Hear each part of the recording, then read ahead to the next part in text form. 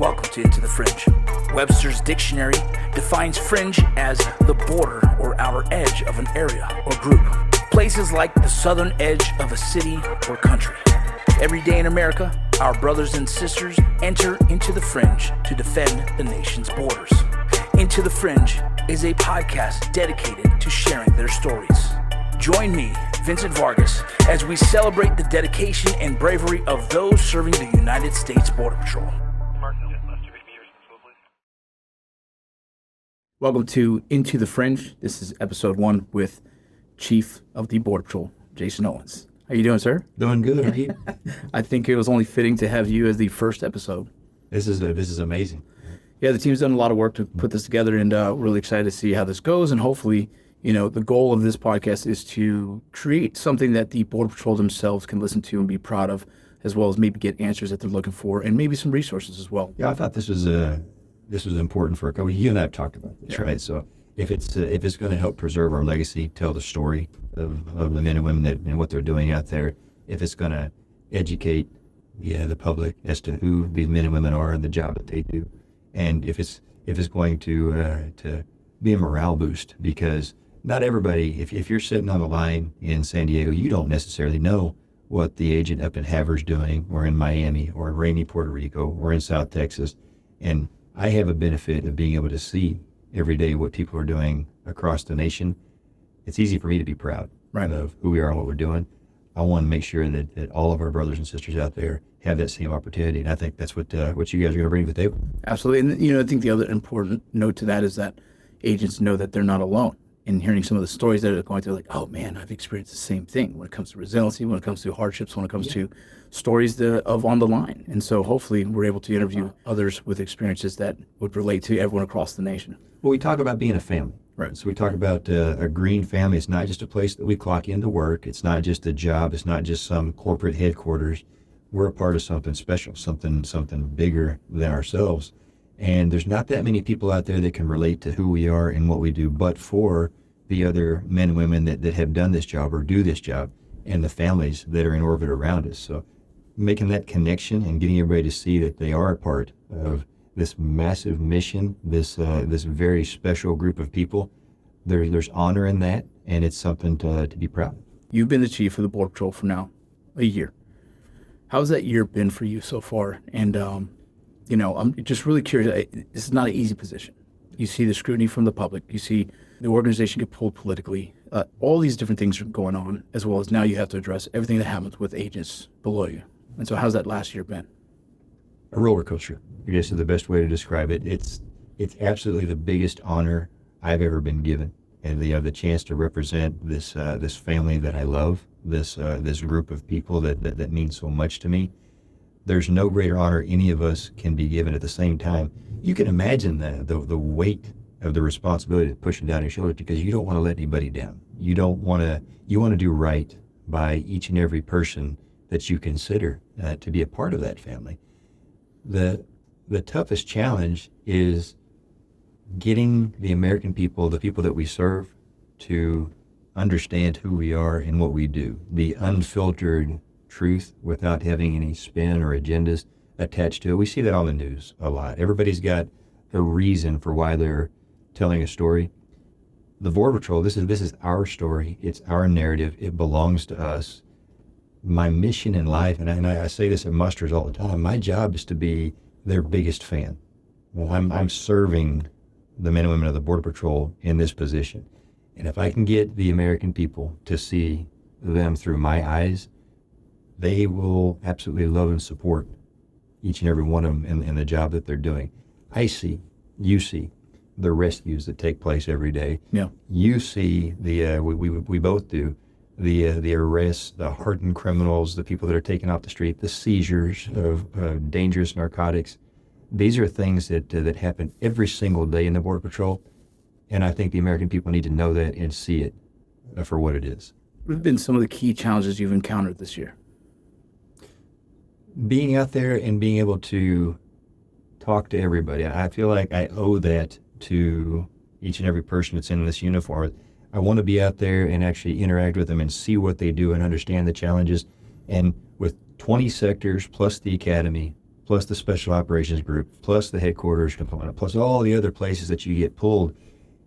Think about this. If I want to just visit one sector a month, well, that's 22 different locations. It would take me 2 years to come back around to the next place again. I don't want to go that long. And so there's a lot more time on the road. There's a lot more time that you're spent away from the office. Thankfully, we've put together a really good team here at headquarters. I have a team up here that I trust implicitly, that knows and understands the vision that we've set and the mission that we're driving towards, and that's helped out a lot. But that first year has been getting that in place and kind of getting that rhythm, finding that rhythm. But it's being all the places that you need to be to really do this job right.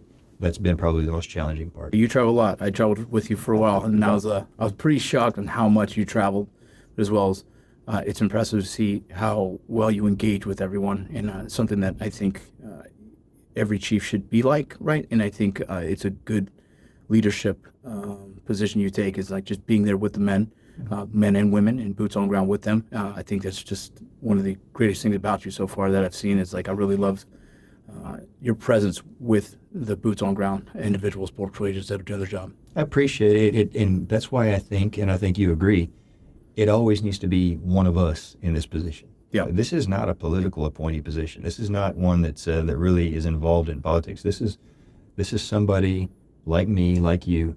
We all started as GS5s or GS7s at the Border Patrol Academy. We all went out on patrol. We all did this job and progressed through the ranks, and so we can relate to one another. When I go out to the field, or when I'm going to a station or a muster or a fireside chat, I'm talking to family. I'm talking to people that I'm much more comfortable talking to them than I am going to the Hill and talking to members of Congress or the media. So that part's easy. That's fun for me. Even if it's tough questions about things that they need and want, I still would rather do that any day of the week than do a media interview or have to go testify on the Hill or do something. I don't think any of us relish that. Yeah, I don't want that at all. What are some of the initiatives and plans that you have for this next coming year? So one of the things that, when I got in this job, it's, okay, here's a chance to leave this place better than you found it. Here's a chance to make it better. And it's the old saying, do what you can, while you can, where you can. So a lot of these initiatives I'm going to tell you about are things that I think most of us in the Border Patrol have thought about at some point in time throughout the years, especially since DHS was formed and since CBP was formed. There were some changes that took place that were really, really good, and there was changes that probably could have been done better. That's the nature of things. One of them is our investigative capabilities. Yes. So if you look at the Border Patrol's mission and how it's changed from 25, 30 years ago, we're not just a small agency that enforces immigration law. We are now a border security agency. We are now part of the national security infrastructure. What we do plays into the national security effort every single day and in a big way. When you look at how we go about our mission, we're really focused and concentrated on what we call conventional force operations. That's going after whatever that flow is that comes across the border illegally between the ports of entry. We go out there in green and white vehicles and we interdict the traffic. We put hands on bad people. We seize drugs. That's the part everybody knows and sees. Right. The other piece of that is our targeted enforcement. That's where we come up with investigations and operations that go after the things that are responsible for that illicit flow. So I'm talking the networks, the people, the areas of geographic advantage, the tactics, techniques, and procedures that they use. That's where we're really going to start taking it to the bad guy. That's the actual adversary that's sitting across the table from us. So standing up that apparatus in a robust way, that's one of the big things that we're looking at doing. Let me stop you real quick, though, just to help better explain to maybe those who might not be familiar with it. Someone who's been on the outside of it is the Border Patrol can apprehend a smuggler, identify them as the person who is actually smuggling, but we couldn't prosecute before, or we still don't. We actually hand off to a partner agency, whether it be DEA or local police force. So you're saying currently what we're trying to do is implement our own area of prosecution so that we have the ability to be like an 1811 series? So we actually have the ability to prosecute, always have. So that's never changed. if you arrest Jason Owens for smuggling as a Border Patrol agent, you can prosecute me for 8 U.S.C. 1324. Correct. We have that ability. Yes. So what we were handing off to our partners was the ability to cultivate, develop, and lead investigations that would explore the network that I was a part of, that would go after the key players, the cells, that actually work to disrupt, degrade, and dismantle the organization that this person is a part of. So it actually hinders that organization's ability to bring this flow across. So now we're not just talking about one seizure of 200 pounds of cocaine. We're talking about taking down an organization that is responsible for bringing 200 pounds a week into the country. Right. It's a much more profound impact.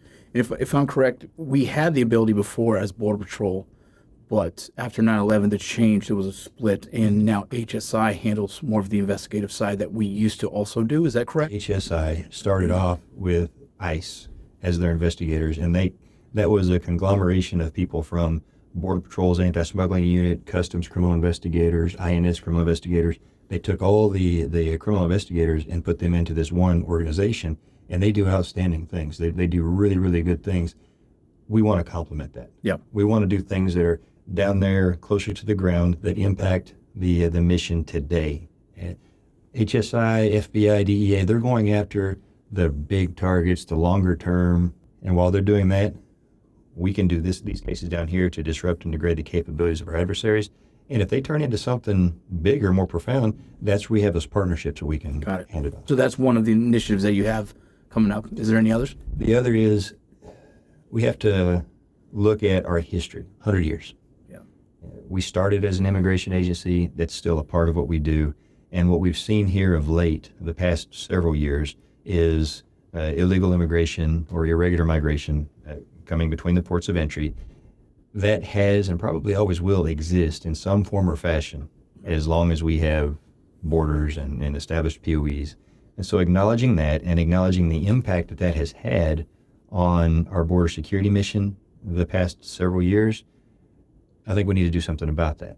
Because you talk to any Border Patrol agent, most of us have very close ties to immigration into this country. Family members, it's friends, you name it.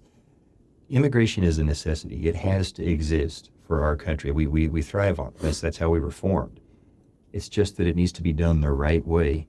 And the right way means that it's safer for the migrant, means it's safer for the communities on the border, means it's safer for our brothers and sisters out there to do their job. So to the extent that it's not taking place, we need to have folks that can address the irregular migration without pulling our border security apparatus off of task. So therein lies the problem. So we don't want Border Patrol agents being mired in this piece of it. We want them out there looking for bad people and bad things coming out of the country. So what we're doing is we're establishing this workforce. The Border Patrol Processing Coordinator is where this was born. We're going to establish that as a career track, and together with the contract and outside services that we use, that workforce is going to focus on the irregular migration piece so that our Border Patrol agents do not get pulled off of task and they can stay out there looking for the adversaries who are trying to take advantage. I have seen a massive influx of the coordinator positions happening when I was at the academy. I got to see that, and also seeing them being implemented in the field currently. And you know what was initially we thought that this was going to be a short-term position, that people that got in to be processing coordinators were going to one day want to become agents, and it would be a good recruitment pool. So we kind of left it there. There was just an entry-level position, thinking they would graduate onto the Border Patrol. So they get in this position, and they do really good at what we're tasking them to do, and they want to do this job, but they had no career path. So by establishing that career path I talked about, it's also going to be beneficial to them because now they can stay and do that job, promote to supervisory levels and onward, and have a career out of it. Yeah. We did that was an unintended consequence of creating that position, and we ended up with a workforce that's very dedicated and good at their job in their own right, but we thought they were going to all want to be Border Patrol agents. Not all of them did. Some of them do, but not all of them. Yeah, when I was at the academy, there was a couple that were transitioning from the coordinator position into agents, but there's a lot of people who, at their age, got the coordinator positions like they're good. They finally got the career of a lifetime for them. they're able to give them family benefits that they've never thought they could. And you talk to the pride they have wearing that hat with the Border Patrol patch, the uniform that they wear. They are every bit as proud to be a part of this family as anybody that wears the green uniform. That's something that just never ceases to amaze me. You talk to agents, of course, you're going to expect that they're going to be proud, but you talk to processing coordinators, you talk to intel analysts, you talk to workforce management folks, the professional staff, we call them, they're non-uniform, but make no mistake about it, they bleed green just Absolutely. like the rest of us. That's something that's it's good to see. So here's a question from the field. Is there any progress on the Border Patrol overtime pay reform that you can share? It's pay period 16 should take effect, so we're right on top of it. That's for the initial payments to start. The back pay with interest, I think, is going to be pay period 18 or 19. That's on track to happen. I've not seen anything that's contradicting that. So it's right there. I think the next pay period or two should happen. I think the agents in the field are going to be appreciative of that answer. and they should. This was something that was really good. I don't know how many people out there know that, but this was something that when we switched from administratively uncontrollable overtime, AUO, to BAPRA, the pay reform, our agents lost FLSA, which was an additional pay. So what would you say that they lost about? It was about time and a half. Yeah. You know, the formula that you would use is you would take your biweekly pay divided by the number of hours worked, and that whatever that number is, divide it by 2, and that was your hourly wage for any hours that you worked over 84.5 hours in a work week or in a pay period.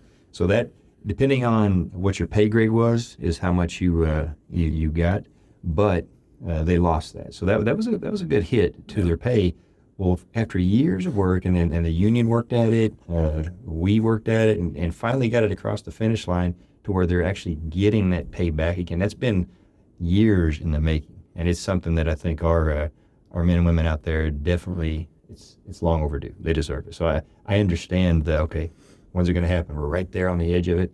Hopefully in the next pay period or two, it's a done deal. While I was out there in Hollywood doing my thing, and I'm watching the news and the media, and I never got to see the Border Patrol using their own voice to tell their story. And how come the Border Patrol never took the position to do that? And what are the plans for the future? So I don't know why, other than we were always the quiet professionals. You know, we hid behind the green wall. We didn't we didn't get out there and brag. We didn't get out there and seek fame or fortune. That's not who we are. That's not why we do what we do. But the consequence of that was we were letting other people tell our story and drive our narrative. And as I said, this is our story. It belongs to everybody that's ever worn this uniform or been in orbit around those who do. You being here, you being in the place that you're in, this is us saying we're going to change that. This is us coming out there and saying, no, this is the real story. This is who these men and women really are. And if you look at how far we've come, I think this is us acknowledging that it's something that is long overdue. It should have happened. And I think if you talk to most of the rank and file out there, it's something that they want to see happen as well. When I was given the opportunity to come work back with the Border Patrol to help, man, it was an honor because, sir, I'm going to tell you, I felt like we're falling behind in watching the world demonize, scrutinize everything about the Border Patrol. It felt, I was offended.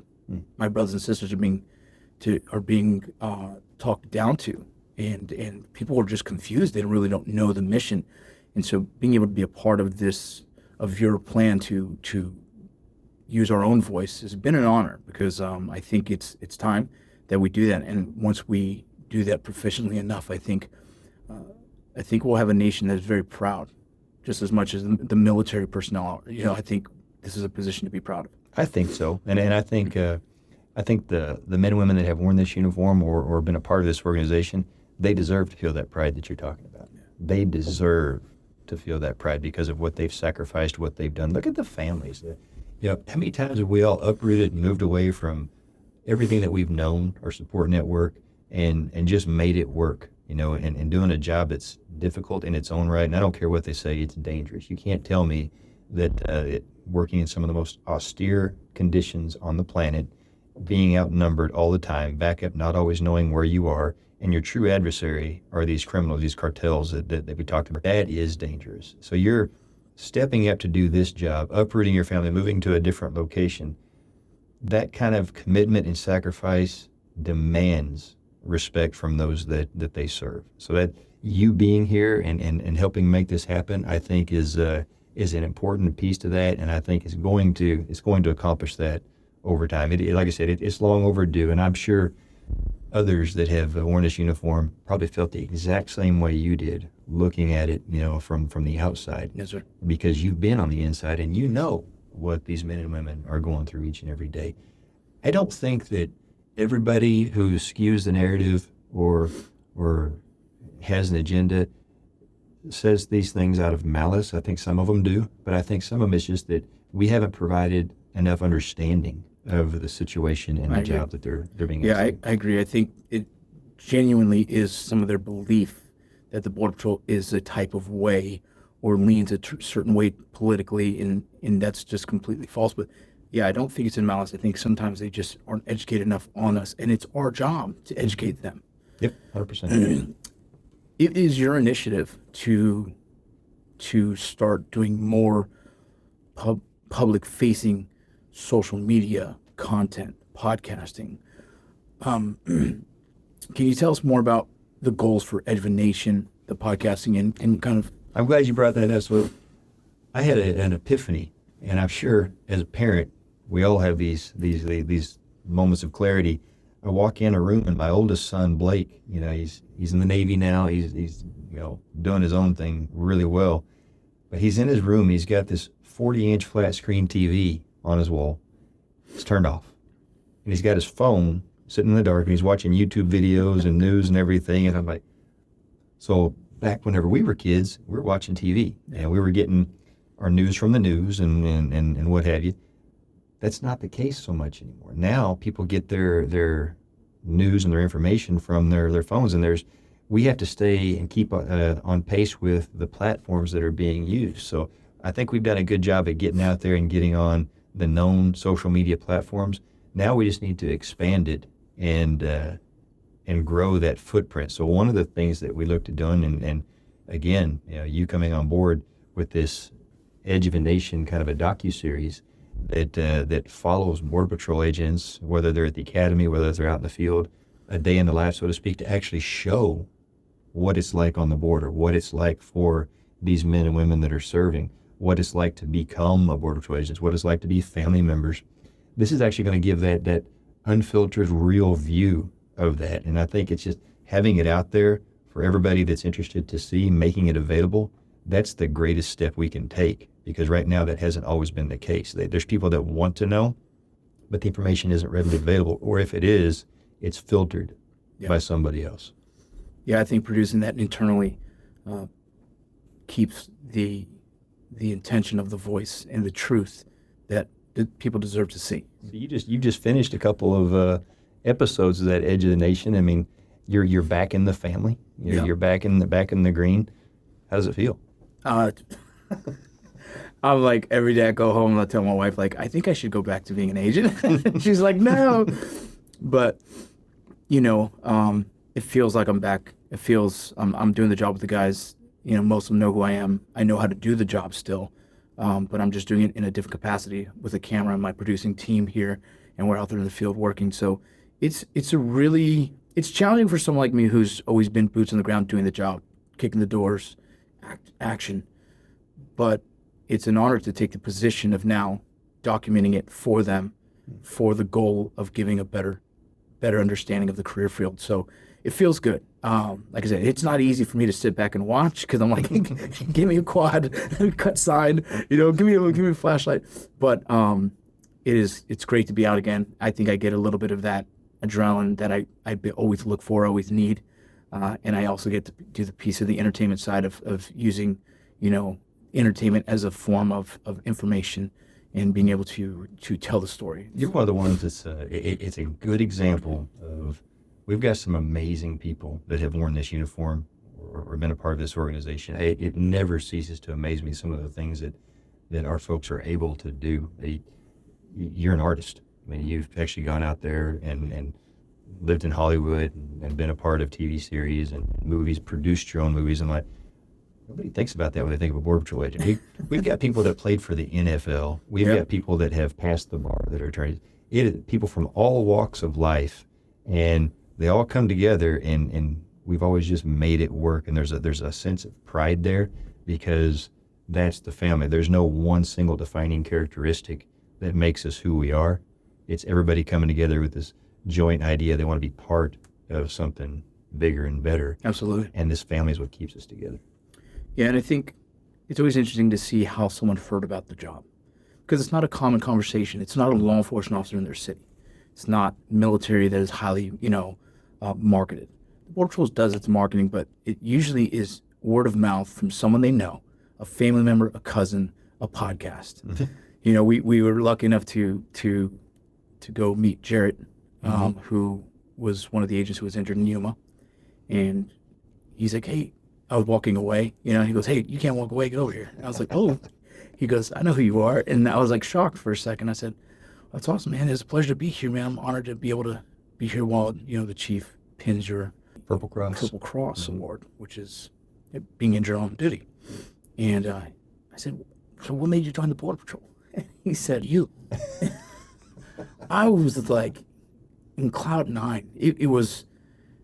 I felt like, it almost felt like a dream. Like, there's no way I was the guy who influenced this gentleman joining the Border Patrol. And it just goes to show you the way people recruit to the Border Patrol is very unorthodox. It usually comes from someone they trust, someone who tells the stories of being in the field, someone who's family. And so the Border Patrol does a really good job with that. But I want to segue to something that, in that same conversation, the Border Patrol has leaned really heavy in the resiliency programs, which I find to be is how I first started working back with Border Patrol, being able to see that shift for the Border Patrol. What was it that initiated that push? So doing this job or any job like it, whether it's a first responder, whether it's in law enforcement, we're going to experience some terrible things in our career. That's just the nature of the job. And I think we all accept that. We all know it going in. We've never been really good at taking care of our folks with that knowledge, knowing that it's going to happen. We're really good at planning operations. We're really good at planning how we're going to deploy against a threat. Why aren't we doing the same thing in making sure that we are preparing our family for the inevitable bad things that they're going to see and experience? If we really do consider ourselves family, then we need to walk the walk. We need to act like it. I've been like everybody else. I've had some of those terrible things in the course of my career. One of them was in Uvalde. I was the chief in Del Rio when that happened.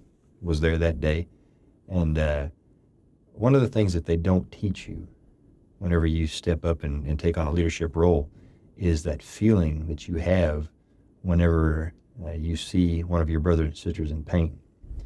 You want to wave a magic wand and make everything better, and you can't. And sometimes they're either looking at you just, okay, what now? Or they're looking at they call it that 1,000-yard stare, where they've just been through something unimaginable.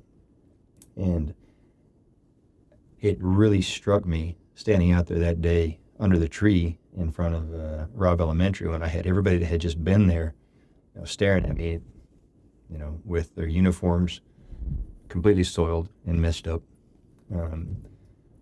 And it hits you in moments like that. Okay, they've just taken care of business. Yeah. Now you had to take care of them. What's next? And so we did the best we could. Yeah. I think as an agency, we responded with the skills that we had available at the time, but it also brought forth some deficiencies. Yeah. And it's not just about being able to respond when it happens. It's about helping these incredible people be ready and as healthy as they can be so that when something bad does happen, they can get through it as quickly and unscathed as possible. So all that is to say, we took a look at the Border Patrol and what we're doing on the resiliency front. And we've already got some really good programs. We had an awesome individual, Agent Gill, come up with the idea of the Veteran Support Program. I met him. Just incredible individual. Again, This is a Border Patrol agent that come out of the box thinking and created this amazing program that is now CBP-wide. Yes. Right?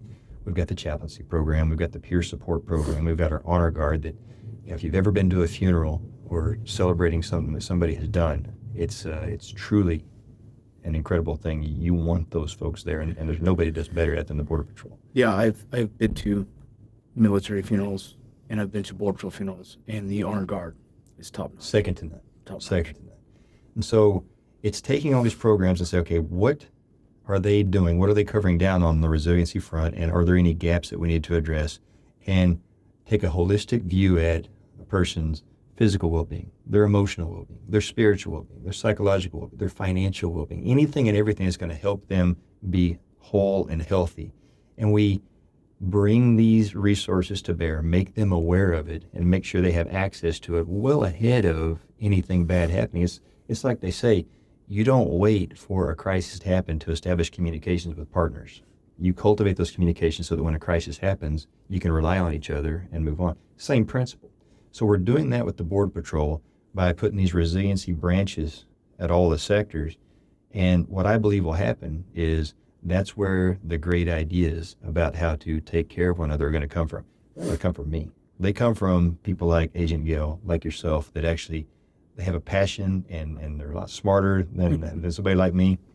And it will grow and cultivate into what we all think it should be. That's leaving the place better for the next generation. That has never really been a priority up until the past few years for Border Patrol. You remember back in the day, you call in sick and your supervisor would give you a hard time. Yep. Or you'd get punished for the next couple of days because you let your team down. Or if you say you're feeling a type of way, they take your gun and they, and you become the rubber gun squad. The big joke now. It's not supposed to be that way. Right. So that's the resiliency of it. Yeah. Things have changed. It's been incredible to watch it grow.